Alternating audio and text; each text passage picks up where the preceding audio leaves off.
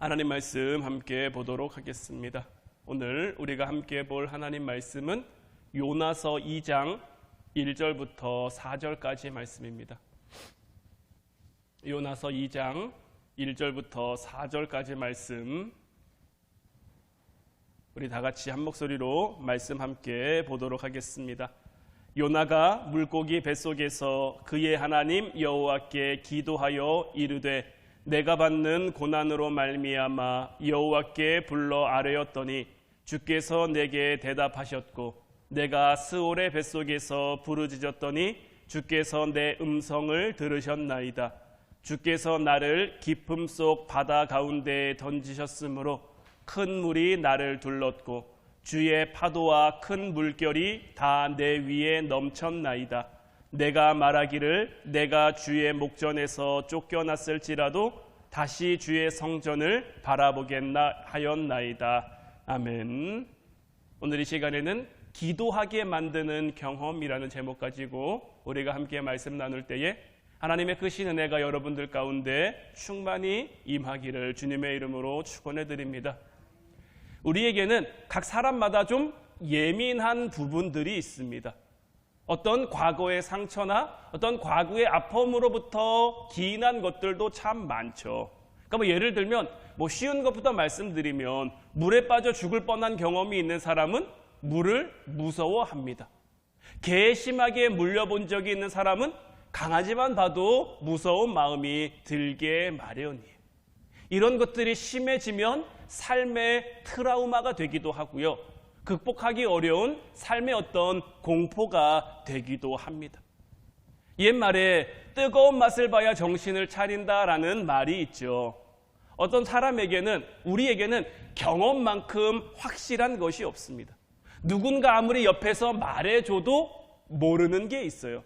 내가 직접 경험해 보지 않으면 다른 사람들이 아무리 얘기해줘도 잘 귀에 들려오지 않는 그런 것들이 있단 말이에요. 저도 제가 이만큼 살다 보니까요, 저희 어머니 아버지가 어린 시절 저에게 얘기했던 것들이 이래서 이렇게 얘기하신 거구나, 이게 이렇게 되는 거구나 라는 것을 깨닫는 부분들이 있어요. 그런데 제가 초등학교 시절 때, 중학교 시절 때, 고등학교 시절 때는 앞만 들어도 잘 모르겠거든요.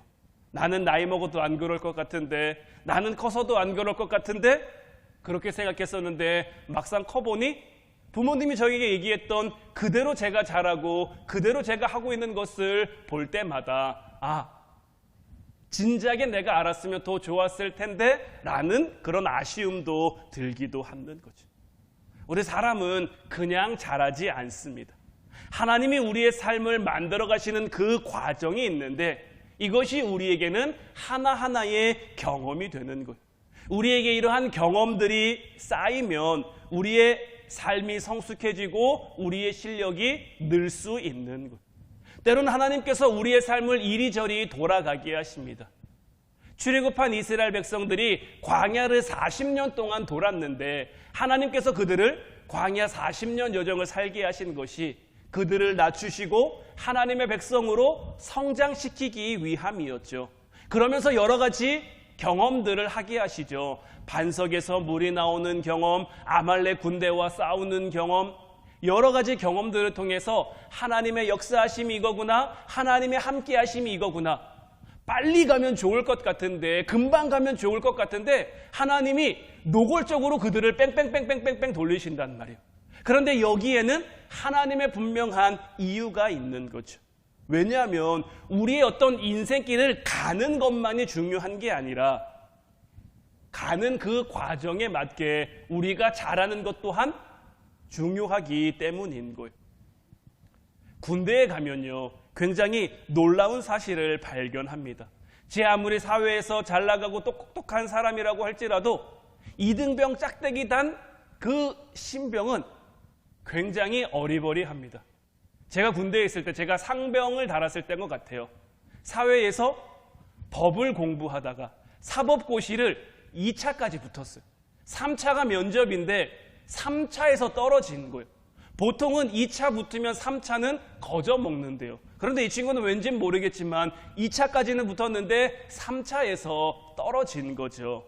그래서 군대를 연기하다가 29살, 거의 이제 마지막이 돼서 이제 군대에 올려온 거예요. 사회에서 사법고시 2차 정도까지 패스할 정도면 얼마나 똑똑한 친구입니까? 그런데 이 친구가 신병으로 저희 자대에 와서 보여준 모습은 어떤 똑똑한 모습, 엘리트 같은 모습 전혀 아닙니다. 아무것도 할 줄 모르고 그저 눈치밖에 볼 줄 모르는 그런 어리버리한 신병의 모습으로 앉아있는 것. 근데 이 친구가요, 물론 똑똑하긴 똑똑합니다만은 신병 때는 어리버리했죠. 근데 짬밥을 조금씩 먹어가면 먹어갈수록 달라지는 거예요. 어리버리했던 모습이 이제 좀 군대가 어떻게 돌아가고 어떻게 된다라는 걸 아니까 이제 조금씩 이제 달라지는, 사회에서 어떤 똑똑한 기질이 발휘되기도 하고 사회에서 잘했던 그런 모습들이 나타나기도 하는 거죠. 짬밥이라는 게 이렇게 무서운 거예요. 여태까지 우리가 먹은 밥그릇도 마찬가지입니다. 우리가 그냥 밥 먹는 것 같아도 그냥 밥 먹는 것 아니죠. 그 밥그릇을 통해 우리가 배워가고 경험해가는 그런 인생들이 있는 거예요. 말씀드린 것처럼 하나님이 우리의 삶을 뺑뺑이 돌리실 때가 있는데 우리는 싫을 수도 있어요. 고지가 저 앞에 보이는데 빨리 가면 좋겠는데, 빨리 응답됐으면 좋겠는데, 빨리 이루어졌으면 좋겠는데 하나님이 그 앞에서 우리를 뺑뺑뺑뺑 돌리시는 것 같은 느낌이 들 때면 더 싫은 거죠. 더 안 달라고 더 애가 타는 거죠. 그러나 하나님께서는 그 과정을 통해 우리가 하나님을 닮아가도록 우리를 돌리시는 거예요. 그리고 그때 우리의 믿음이 자라는 거고요, 우리의 실력이 자라는 거예요. 하나님이 부르신 나라는 그 인생 속에서 하나님의 뜻을 이루어갈 수 있는 그 실력이 생기는 거죠. 그리고 이것이 하나님이 우리에게 진정으로 원하시는 인생의 모습인 거예요. 이러한 의미에서 경험이라는 것은 우리에게 참 좋은 거죠. 그런데 이 경험에는 하나님이 우리에게 주셔서 하나님이 시켜주시는 그런 경험도 있지만 내가 만드는 경험도 있다라는 게 문제인 거죠. 반드시 내가 경험으로 배워야 하는 것들을 하나님이 내가 경험하게도 하시지만 하나님이 바라시고 하나님이 원하시지 않았는데 내가 고집부리다가 만나게 된 그런 경험도 있는 거예요. 요나서 1장 17절 말씀을 보면 여호와께서 이미 큰 물고기를 예비하사 요나를 삼키게 하셨으므로 요나가 밤낮 3일을 물고기 뱃속에 있으니라. 하나님께서는 끝까지 고집부리는 요나를 위해 큰 물고기를 예비하셨단 말이에요. 그런데 여러분들 한번 생각해 보세요. 만약에 요나가 그 풍랑치는 뱃속에서 하나님 내가 잘못했습니다. 하나님 내가 하나님이 니느웨로 가라고 했는데 하나님 말씀에 순종하지 않고 다시스로 도망하려고 했습니다. 내가 내 죄를 회개합니다. 다시 하나님의 뜻대로 다시 하나님의 말씀대로 내가 니느웨로 가겠습니다 라고 고백했다면 어떻게 됐을까요? 하나님이 예비해 두신 큰 물고기를 쓸 일이 있었을까요? 없었을까요? 제가 생각했을 때는 없어요. 하나님께서는 다른 방법을 통해 요나를 니느웨로 보내셨을 거예요. 요나가 니느웨로 가겠다고 하는데도 하나님이 그를 바다에 빠뜨리시지도 않을 뿐더러 우리 하나님은 그렇게 고약한 분이 아니시거든요. 그러나 요나가 끝까지 고집부리죠. 나를 바다에 던져라. 나를 바다에 던지면 끝날 거다. 그러니까 요나는 하나님 앞에 끝까지 나는 니느웨 안 갑니다. 나는 죽어도 니느웨 못 갑니다. 이렇게 얘기를 한 거예요. 그래서 그는 밤낮 3일을 물고기 뱃속에 있게 된 거예요. 그리고는 이제 요나서 2장을 통해 요나의 기도가 시작되는데 이 요나의 기도가 시작되고 이 요나의 기도 내용을 보면 요나가 물에 빠졌을 때 물에 빠지자마자 큰 물고기가 바로 요나를 집어 삼킨 것은 아닙니다. 2절 말씀 보면 이르되 내가 받는 고난으로 말미암아 여호와께 불러 아뢰었더니 주께서 내게 대답하셨고 내가 스올의 뱃속에서 부르짖었더니 주께서 내 음성을 들으셨나이다. 우리는 이 스올의 뱃속이라는 단어 때문에 이 기도, 이 스올이라는 것이 물고기 뱃속이다라고 생각하기도 하는데 사실 이 스올의 뱃속이라는 것은 물고기 뱃속을 의미하는 게 아니에요. 요나가 물에 던져지고 하나님께서는 요나가 그 물에 빠져 정말 죽기 직전까지 내버려 두신 거예요. 그 죽기 직전까지의 그 고통을 요나가 맛보았더니 이 고통이 스올이라는 것은 지옥을 의미하거든요. 내가 정말 지옥에 간 것 같은 그 고통을 느끼게 된 거예요. 그 고통에서 정말 숨이 끊어지기 그 일보 직전에 하나님께서는 예비해 두신 물고기를 통해서 요나를 삼키게 하셨고, 요나가 그 물고기 뱃속에서 3일 밤낮을 기도하게 하신 거란 말이에요. 그런데 요나가 이제 물고기 뱃속에 들어갔단 말이에요. 요나가 물고기 뱃속에서 좋았을까요? 우리가 흔히 그림을 통해서 이 요나 이야기는 많이 보는데, 저것만 보면 요나가 그래도 좀 쾌적하게 있었던 거 아닌가라는 그러한 느낌을 받곤 하는데, 한번 여러분들이 상상해 보세요. 물고기 뱃속 어떨까요? 아마 어둡고 굉장히 축축할 거예요. 냄새는 어떨까요? 여러 가지 위액이나 소화되는 그런 과정들을 통해 여러 가지 좋지 않은 그런 냄새들, 썩는 냄새들 엄청 많이 나겠죠. 굉장히 다시는 경험하고 싶지 않은 그 끔찍한 경험일 거예요. 그런데 우리가 분명히 알아야 될 것은, 요나가 이런 경험을 했기 때문에, 물속에 빠져 정말 스올의 뱃속에 들어가는 것 같은 그 고통을 경험했기 때문에, 물고기 뱃속에 갇혀서 3일 밤낮을 있는 그 경험을 했기 때문에 요나는 다시 그의 삶의 방향을 하나님께 돌이킬 수 있었던 거예요. 하나님께서는 요나에게 이 확실한 한 번의 경험을 통해서 다시 그 삶의 방향을 잡아갈 수 있도록 만들어 가신 거죠. 다시 이 말씀을 보면, 이 3절 말씀을 보면, 주께서 나를 깊음 속 바다 가운데에 던지셨으므로 큰 물이 나를 둘렀고 주의 파도와 큰 물결이 다 내 위에 넘쳤나이다. 요나가 뭐라고 고백합니까? 주께서 나를 깊음 속 바다 가운데에 던지셨다라고 얘기를 하고 있죠. 하나님이 자기를 던지셨다라는 건데, 자, 사실로 드러난 것만 우리가 한번 다시 살펴봅시다. 누가 요나를 바다에 던졌습니까? 이방인 선원들이 던졌죠. 왜 던졌습니까? 요나가 자신을 바다에 던지라고 했으니까요. 하나님이 요나를 바다에 던지라고 했습니까? 하나님이 요나를 바다에 던지도록 그 상황을 이끌어 갔습니까? 하나님이 요나가 바다에 빠지도록 그런 산실을 만들어 갔습니까? 아니죠. 하나님께서는 요나가 마음을 돌이키기를 바랬어요. 하나님께서는 요나가 마음을 바꾸기를 바랬어요. 하나님은 요나를 바다에 던지실 생각이 없었어요. 요나가 회개하길 바랬고, 요나가 돌아서길 바랬고, 그래서 하나님의 뜻대로 니느웨로 가기를 바랬단 말이에요. 그런데 끝까지 요나가 고집을 부리다가 바다에 빠진 거예요.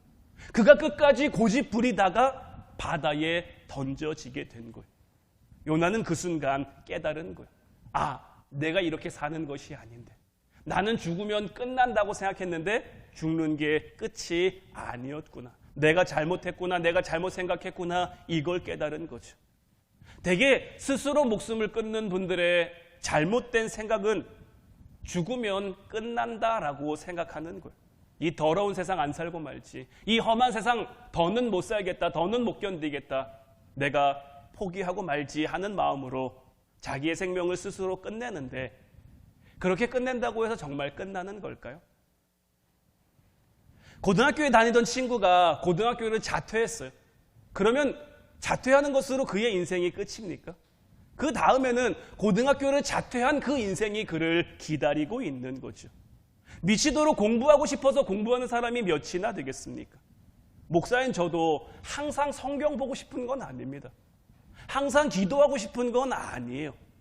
하지만 성경을 보고 말씀을 전하고 기도하고 하나님 앞에서 내가 해야 될 일들을 해야 그 다음에 내 삶도 있는 것이고 내 생활도 있는 것.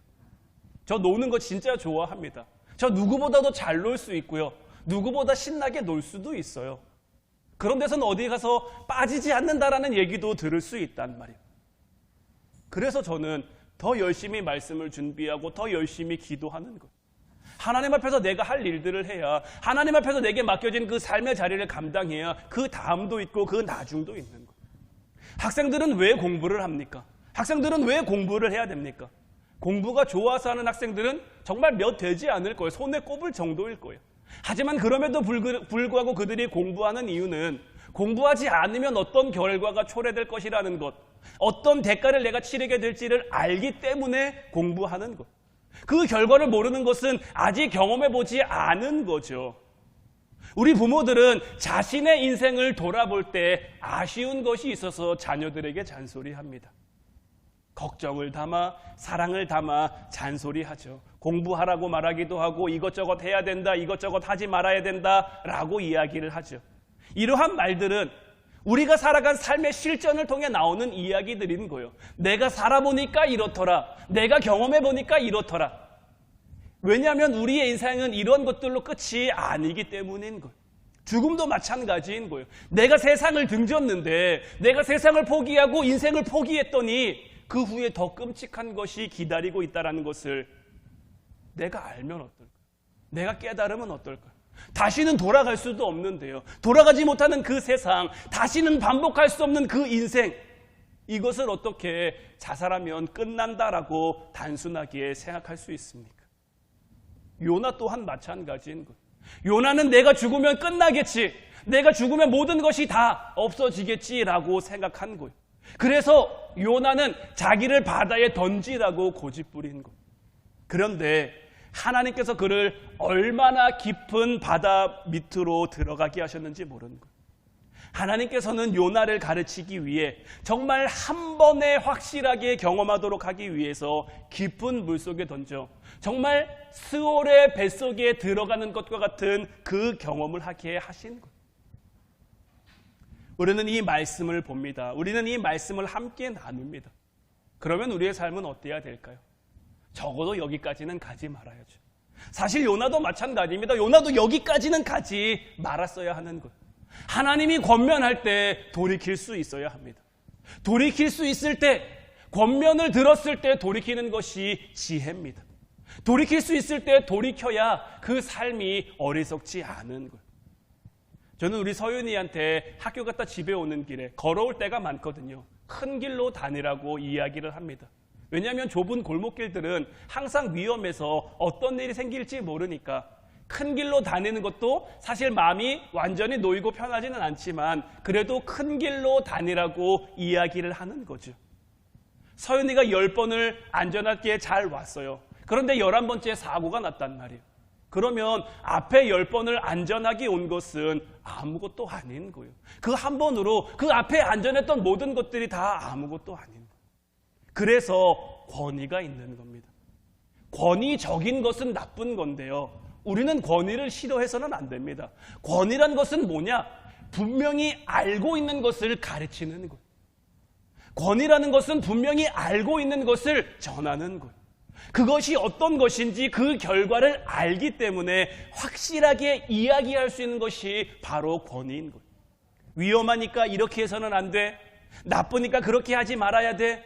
자녀들에게 이렇게 말할 수 있는 것이 부모의 권위인 것. 제가 이번에 우리 아이들 데리고 강릉 할머니 집에 다녀왔는데 할머니 집에서 요엘이하고 하나의 사건이 있었습니다. 요엘이에게도 핸드폰이 하나 있는데 그 핸드폰을 잠그는 패턴이 있어요. 그날따라 요엘이가 그 핸드폰 패턴을 바꾸고 싶다고 얘기하는 거죠. 이제 요엘이도 자기 프라이버시가 생겼다고 그 패턴을 잘 안 알려주려고 하거든요. 근데 그 패턴을 누나가 알았다는 거예요. 그래서 자기가 그 패턴을 바꾸고 싶다는 거죠. 제가 요엘이한테 얘기했거든요. 요엘아, 그 패턴 바꿨다가 잊어버릴 수도 있으니까 안 바꾸면 안 될까? 그래도 자기는 바꾸고 싶대요. 그럼 요엘아, 너 패턴 바꾸는 건 좋은데 네가 그 패턴 바꾸고 패턴을 잃어버리면, 그 패턴을 찾지 못하면 핸드폰을 초기화할 수밖에 없는데 핸드폰 초기화하면 네가 그 안에 깔아뒀던 게임도 다 없어지고 다른 것들도 다 없어지는데 아빠는 너에게 게임을 다시 깔지 못하게 할 거야. 왜냐하면 네가 책임져야 될, 네가 잃어버리지 말아야 될 것을 잃어버린 그 결과를 네가 책임지는 법을 배워야 되니까. 아니나 다를까 요엘이가 패턴을 바꾸자마자 잊어버린 거예요. 바꾸자마자 패턴을 모르는 거예요. 그때부터 요엘이 얼굴이 막 슬픕니다. 슬퍼요. 눈물이 앞을 가리죠. 왜냐하면 자기도 약속한 게 있거든요. 자기는 패턴 절대 안 잃어버릴 거라고 패턴 바꾸겠다고 호언장담하면서 패턴을 바꿨는데 패턴을 바꾸자마자 잊어버렸으니 이게 핸드폰 초기화하면 게임 다시는 깔지 못할 것 같고 그러니까 벌써 생각만 해도 슬픈 거예요. 결국은 패턴을 못 찾았고요. 그래서 핸드폰을 초기화했습니다. 그래서 요엘이하고 저하고 약속한 게 뭐냐면 6월 한 달 동안은, 이번 한 달 동안은 너는 핸드폰에 게임을 깔 수가 없어인 거예요. 그래서 지금 요엘이 핸드폰에는 게임이 하나도 없고요. 저한테는 말 못하고 엄마한테만 가서 게임 하나만 깔면 안 돼? 알면 안 돼? 이렇게 사정하고 있죠. 부모의 말을 들으면 좋을 것들도 있는데 이 자녀들의 삶에서 뭔가 내가 할 수 있다라는 자신감에 자만하고 교만하면 놓쳐버리는 거예요. 그거를 잊어버리는 거예요. 우리 하나님에게도 권위가 있습니다. 우리 하나님에게 권위가 있는 이유는 무엇일까요? 하나님이기 때문에 권위가 있다? 이거 아니고요. 우리의 인생을 우리보다 더 잘 아시기 때문에 하나님에게 권위가 있는 거예요. 우리의 인생에 뭐가 좋은지, 뭐가 나쁜지, 뭐가 맞고 뭐가 틀린지 우리 하나님보다 정확하게 아시는 분은 없는 거예요. 우리가 어떤 길로 걸어가야 안전하고 우리가 어떤 길로 갈 때 위험한지 우리보다 더 잘 아시는 분이 우리 하나님이신 거죠. 그래서 우리 하나님 말씀에 권위가 있는 거예요. 그래서 하나님께서는 요나를 확실하게 하나님의 권위로 다뤄가고 있는 거예요. 오늘 본문 4절 말씀을 보면 내가 말하기를 내가 주의 목전에서 쫓겨났을지라도 다시 주의 성전을 바라보겠다 하였나이다. 요나는 바닷속에 던져지는 순간, 그 수올의 뱃속 같은 그 지옥을 경험하는 순간 하나님과의 영적인 단절을 느꼈습니다. 하나님이 나를 버리셨구나라는 그 느낌을 받은 것. 사실 이거는 사실은 아니죠. 왜냐하면 하나님께서 정말 요나를 버리시기로, 요나를 죽이시기로 작정하셨다면 요나에게 이런 고난을 겪게 하실 필요가 없는 거죠. 뭐하러 요나를 물고기한테 삼키게 합니까? 그냥 바다에 빠뜨려서 내버려 두면 알아서 죽을 걸. 요나가 물속의 뱃속에 들어오기까지 하나님과의 단절을 느꼈는데 물속의 뱃속에 들어와서 내가 기도해보니 이게 아니거든요. 하나님이 나를 버리신 게 아니라 내가 깨닫지 못하니, 내가 알아차리지 못하니, 내가 자꾸만 틀린 길, 틀린 방향을 향해 나아가니 하나님이 나를 깨닫게 하시려고, 하나님이 나로 하여금 내 방향을 다시 올바르게 설정할 수 있도록 나를 이끌어 가시는구나. 이런 경험, 요나가 2번 다시 경험하고 싶을까요? 물속에 빠져 들어가는 그 경험. 저도 기억은 잘 나지 않습니다만은 저도 어린 시절에 물에 좀 한번 심하게 빠진 적이 있대요. 2살 때였는지 3살 때였는지 계곡에 내가서 놀고 있었는데 계곡의 그 물살에 제가 떠내려갔대요. 그냥 둥둥 떠서 이렇게 떠내려가는 거를 저희 아버지가 막 이렇게 쫓아가서 건져내서 그 후로 얼마 동안은 세수도 안 하려고 하는 그런 경험을 했다. 이런 적이 있었다. 저는 잘 기억이 안 납니다만은 그런 일들이 있었대요. 요나에게도 아마 이 물고기 뱃속이라는 것, 바닷속이라는 것은 그런 경험일 거예요. 하지만 그것을 통해 요나는 확실하게 배우는 것. 하나님께서 나를 하나님 앞에 살게 하시려고, 나를 바꾸려고 이렇게 하시는구나. 정말 주님의 목전에서 쫓겨난 것 같은 그 심정을 내가 느꼈지만 그럼에도 불구하고 이제 내가 주의 성전을 바라보며 살겠습니다. 하나님을 향해 살겠습니다. 하나님께 나아가며 살겠습니다. 라고 기도하며 고백하고 있는 거죠. 요나서 1장부터의 요나의 모습을 다시 한번 여러분들이 한번 돌이켜보세요. 하나님의 얼굴을 피해 배 밑으로 내려갔죠. 그 배 밑에서 잠들어 버렸죠. 풍랑의 배가 거의 깨질 지경이 됐는데도 훌훌 잠만 들고 있죠.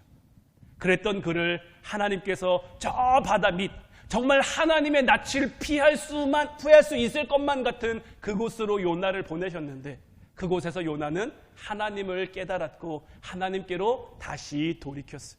그리고 다시 주님을 바라보겠습니다라고 마음 먹었고 이것이 요나에게 가장 큰 은혜가 되는 거예요. 요나를 살리셨기 때문에 요나가 은혜를 입었다가 아니에요. 요나를 위해서 물고기가 예비되어 있어서 이것이 은혜가 아니에요.